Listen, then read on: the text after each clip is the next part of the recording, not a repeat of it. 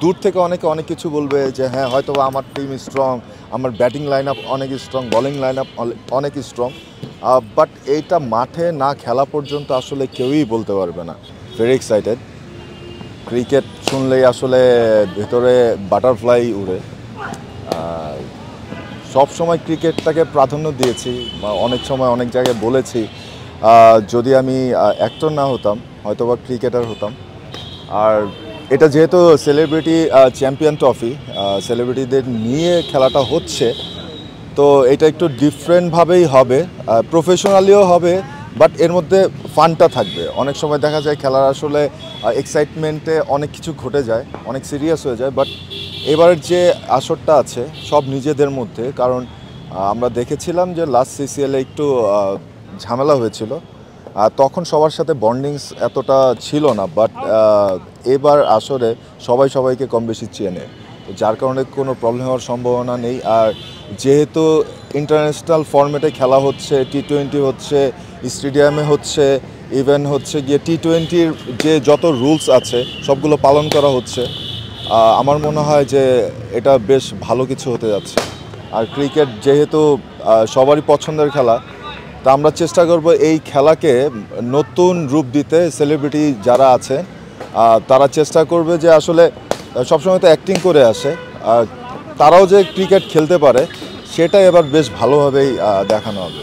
আসলে এবার একটু ডিফারেন্ট ওয়েতে হচ্ছে, আগে যে জিনিসটা হয়েছিল যে নিজেদের টিম গঠন করতে হচ্ছে, কিন্তু এবার ড্রাফটিং সিস্টেম হয়েছে। লটারির মাধ্যমে 4টা টিমের 4টা মেন্টর আছেন, 4 মেন্টর লটারির মাধ্যমে প্লেয়ারদের সিলেক্ট করেছে। সেজন্য আমার কাছে মনে হয় যে ব্যালেন্স টিমগুলো তৈরি হয়েছে। আমার কাছে তো আমার টিমের যে প্লেয়ারগুলো আছে আমার কাছে তো বেস্ট টিম মনে হয়। যেহেতু ক্রিকেট বলের খেলা, এটা আসলে মাঠে না খেলা পর্যন্ত বলা যাবে না।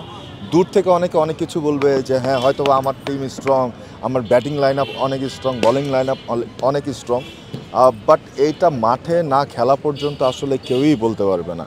কিন্তু আমি যতটুকু প্র্যাকটিস করছি আমার টিমমেটদের সাথে, আমার কাছে মনে হচ্ছে তারা বেশ ভালো কোয়ালিফাইড, একটা ভালো লড়াই হতে যাচ্ছে। পরবর্তী কাজ আপাতত আমি সিসিটি নিয়ে ব্যস্ত। ইভেন আমার কিছু কাজ আছে যেগুলো আসলে আমি খেলার জন্য একটু পোস্টপোন করেছি, কারণ ক্রিকেটটা নিয়ে একটু বেশি এক্সাইটেড ছিলাম। এটার প্ল্যানিং অনেক দিন আগে থেকেই হচ্ছিল, কজ অফ ইরফান সাজ্জাদ, সান যারা এটা অর্গানাইজ করেছে।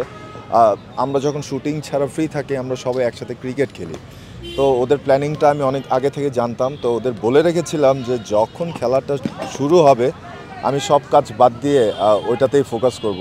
আর আমি চেষ্টা করেছি আমার সেই কথাটা রাখার। টুর্নামেন্টটা শেষ হলে আমি আবার কাজে ব্যাক করব। আমার একটা নতুন সিনেমার শুটিং স্টার্ট হওয়ার কথা। আর এমনিতে হচ্ছে সম্ভবত ঈদে আমার একটা সিনেমা আসতে পারে, বাকিটা হয়তো বা জেনে যাবেন প্রমোশনের মাধ্যমে। জয় চৌধুরীর সাথে সম্পর্কটা আসলে বন্ধু বলা ভুল হবে। We are like brothers. বিপদে আপদে বা সুখ দুঃখে সবসময় আমরা পাশাপাশি ছিলাম, আছি এখনও। তো যেই জিনিসটা হচ্ছে অনেকেই জানে 2019-এর দিকে আমরা একটা ইনসিডেন্টে পড়েছিলাম, দুইজন একসাথে সেটা মোকাবেলা করে বেঁচে এসেছি বলা যায়। তো আমাদের তো ফ্রেন্ডশিপ আগে ভালো ছিলই, বাট ওই ইনসিডেন্টের পরে আসলে ব্রাদারহুডটা আরও বেশি স্ট্রং হয়ে যায়। তো বলা যায় যে brother from another mother. For more updates, follow us on Facebook, subscribe our YouTube channel, get the latest update on www.daily-sun.com.